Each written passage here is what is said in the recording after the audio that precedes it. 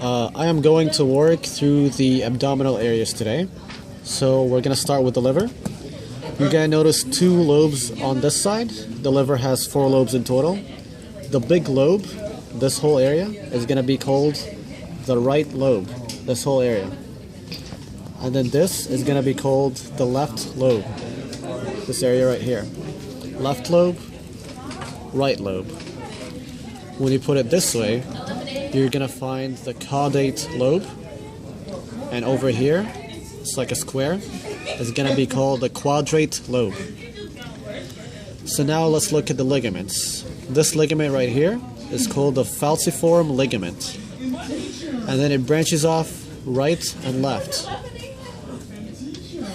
Left is going to be called the left coronary ligament.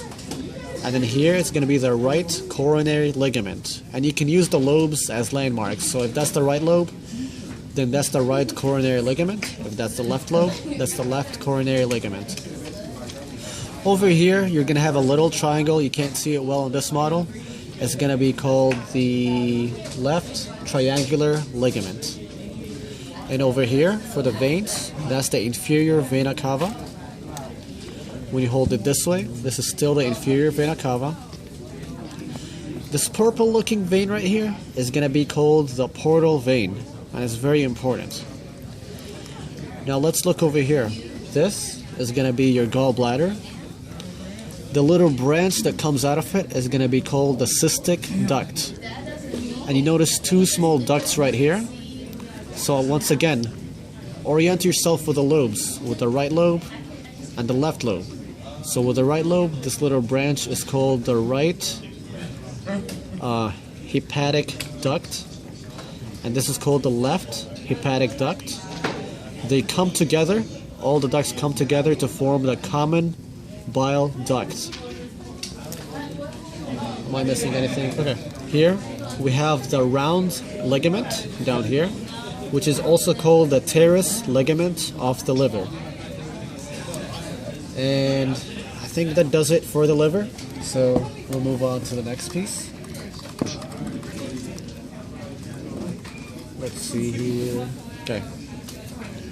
So let's look at the arteries first. So from this side, first of all, this is the spleen. This is the pancreas. So if this is the spleen, then the artery that goes towards the spleen is going to be called the splenic artery. If there is a splenic artery, we also have a splenic vein. So the branches of the arteries are everywhere. So we have the branch that comes up is going to be called the left gastric artery. The branch that comes towards you over here is going to be called the celiac trunk. This artery right here is going to be called the superior mesenteric artery. Now you cannot see the inferior mesenteric artery from here, but for the veins it's a different case. Over here you have the inferior mesenteric vein. Over here you have the superior mesenteric vein. They all come up to the portal vein.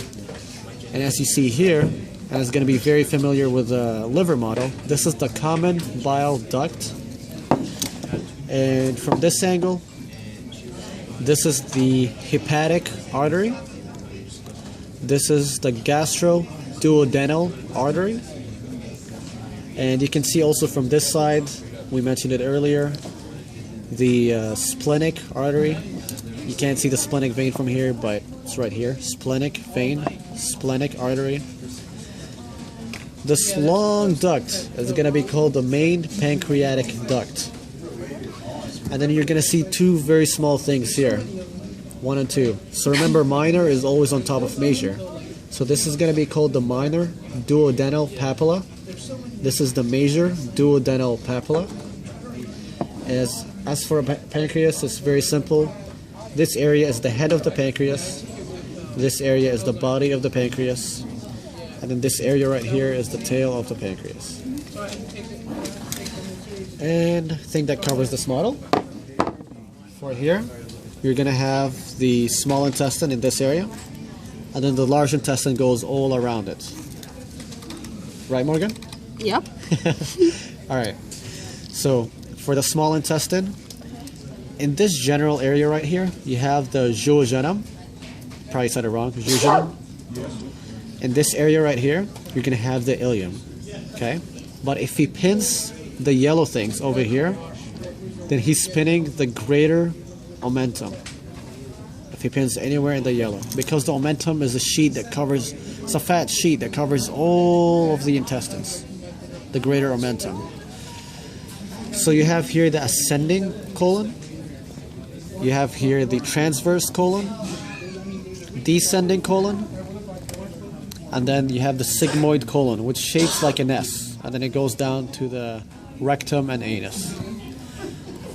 On this right here, you have a thing called the ileocecal valve.